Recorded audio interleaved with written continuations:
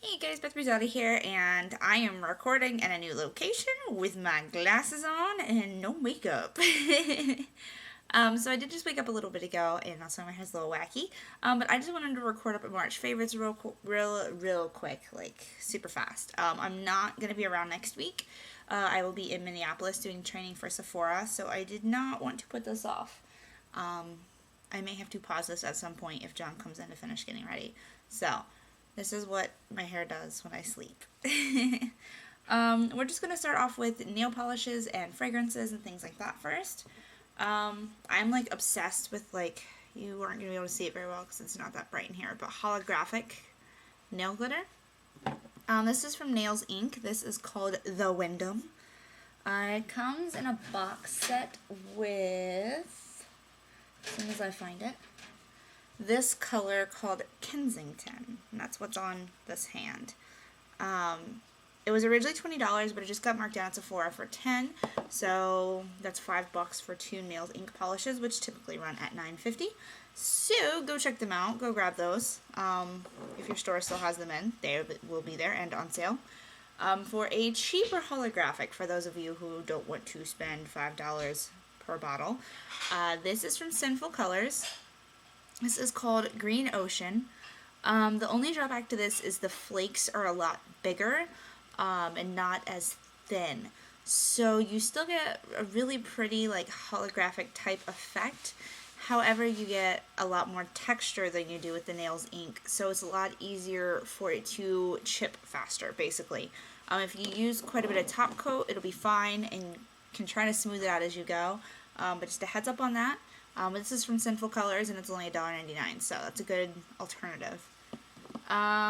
Fragrance-wise, I love Pink Chiffon from Bath & Body Works. I think you guys might remember back when I got the little sample of the lotion. I think it smells really, really good. So I caved, and I bought this sometime last month. I don't know. But I haven't used it very much at all because I try to wear Sephora fragrance to Sephora, and I work every day. So, yeah. Then I have this. This is Burberry Brit. It's a sample of Burberry Brit. I think I'm obsessed with that fragrance. I think if I were to buy a full-size bottle of an expensive fragrance, it would be Burberry Brit. Unlike most fragrances, it doesn't get heavy on me, so I'm kind of a fangirl. It just gets really vanilla on me, which I love vanilla, so yeah. Face products. I have here the Beauty Without Cruelty foundation in Fair. This is kind of a first impressions favorites. I just got this 2 weeks ago, maybe, if that long ago, and I'm actually really liking it. It's a very different finish than what I usually wear, so it's kind of weird for me, but it's really, really nice. It's just very natural looking, so yeah. It's their, what's the mix called? Ultimate Natural Liquid Foundation. Moisture balancing and skin nourishing. Creamy consistency for flawless complexion. So, I do have a review of this that I need to edit though, and I haven't done it yet. Then, the Too Faced Bronzer. This is in here purely because I found out it is indeed vegan, and that's exciting. Because I wear it all the time, so it's good to know that it actually is vegan and I can repurchase. I've been wearing Fox in a Box a lot because I've been on a total peachy orange kick because of Tangerine Tango being the color of the year. Skinny dipping looks like this.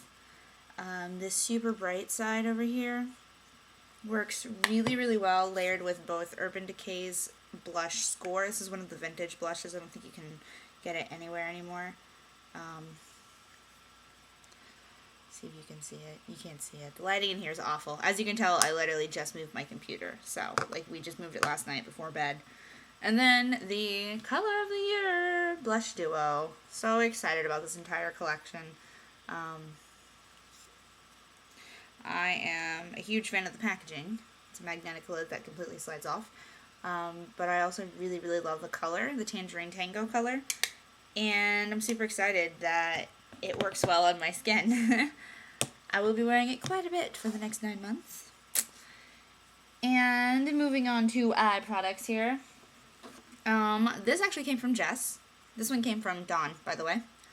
For those of you who are wondering where some of these things come from. This is the Stila Duo in, oh boy, I just stuck my fingers in it, in Karat and Bronze. It's very, very natural.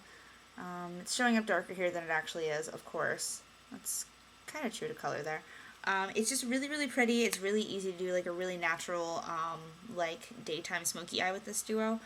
It's something I reach for in conjunction with like my naked palette on days that I'm like, my eyes are watering, my allergies are acting up, I don't want to try to mess with color. This is a good one for that.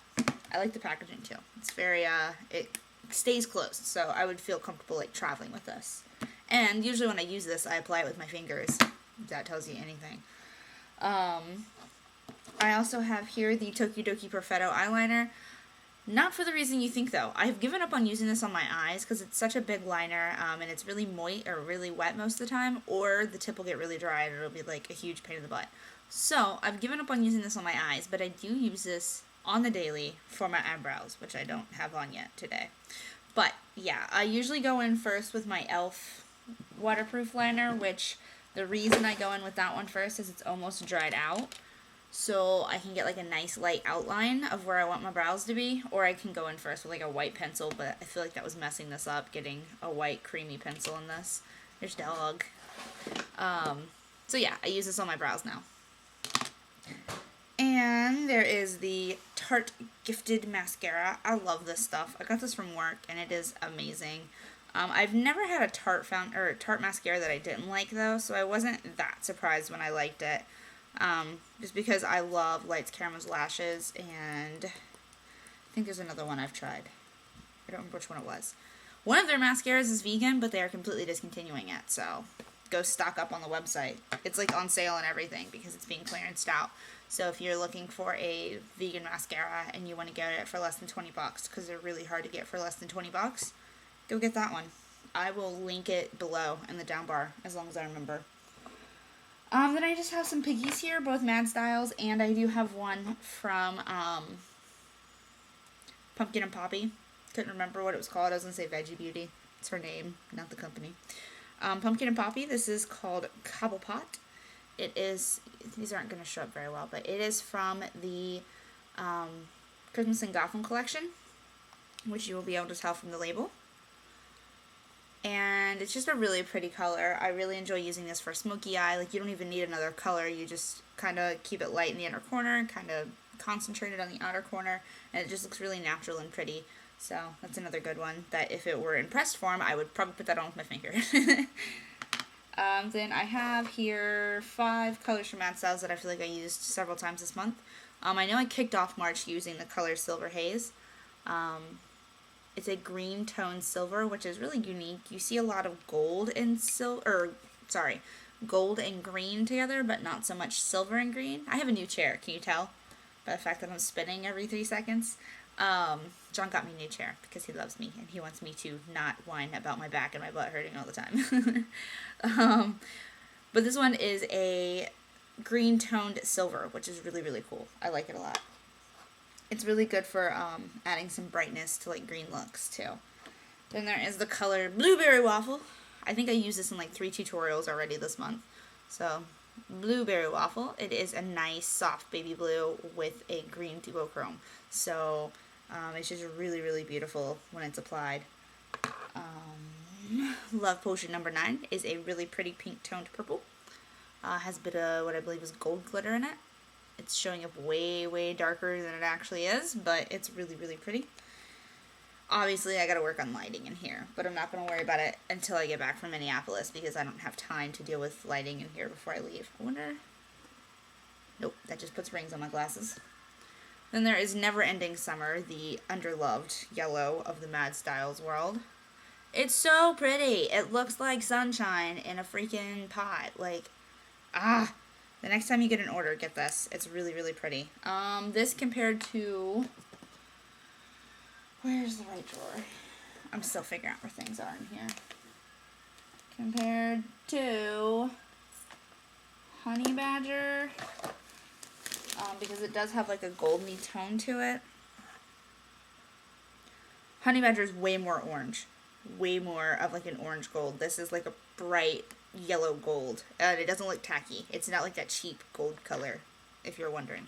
It's just really, really pretty. I have used it in multiple tutorials if you want to see what it looks like. And then the last one is Honey Rose.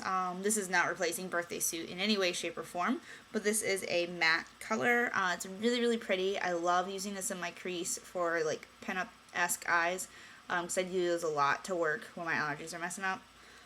So this works really well with the typical pinup eye I do from Mad Styles, which is Birthday Suit and the Buff, and now Honey Rose. And sometimes I'll get a little bit darker with other colors, but those are typically the core colors I use when I just want to add a slight bit of dimension and not irritate the crap out of my eyes. So that is it for eye products. The last thing over here are some lip products. I got my my lip balm of the month, rather, is going to be Lemon Heads, because this reminds me of summertime. It's all lemony, and lemon equals summer. Always.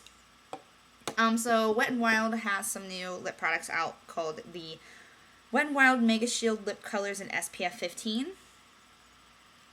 This color is called Salsa Lessons. It's really, really pretty. I recently wore it on my blog in an face of the day, whatever I called it. Yeah, it's really, really pretty. It's just like this really bright color. I don't know, it's exactly what you would expect from the name Salsa Lessons. Looks like I've melted it a little bit though, because it's stuck up against the side, so that's a bummer. Whatever. The package almost reminds me of Givenchy, but not quite, like the base part of it, because that matters at all. And then there is the gloss Rosewood Rave from Beauty Without Cruelty. Man, I wish everything was not showing up so dark. I am wearing a shirt, by the way. You can't see it very well, but this one, I'm going to attempt to swatch so you guys can actually see the color. It's so showing up so dark. That is the color. Still can't see the color. Okay, whatever. That's the color. It's really pretty. It's like a bright berry color. It fades out to a really pretty rose, though, which I think is where the Rosewood Rave name comes from. And then, because everything is orange in my world right now, revisiting an old favorite. It is the Jordana In Color by Jordana Pretty Shine Luxury Gloss in 10 Dazzling. So, it's just really pretty. I used this in the Tangerine Tango tutorial I just put up. But it was like one of my favorites last summer because orange lips were huge last summer and I hate dealing with lipstick when I'm like traveling. So I got this when I was out in Chicago. So, yeah. That is about everything I have to show you this month. And I will attempt to do some vlogging from the road while I'm in Minneapolis. I will be staying with one of my coworkers. Like, we're sharing a hotel room in Minneapolis, so you guys will probably get to meet Ivy. And yeah, I don't think I can really talk too much about what we're doing in Minneapolis because it's just one of those things where, like, they're paying me to be there and learn things, so it's just, like, I don't even know if it's a conflict of interest so much as it just seems like it would be kind of rude to talk about it. So if you're really curious about what goes on at Sephora training, you should get a job at Sephora.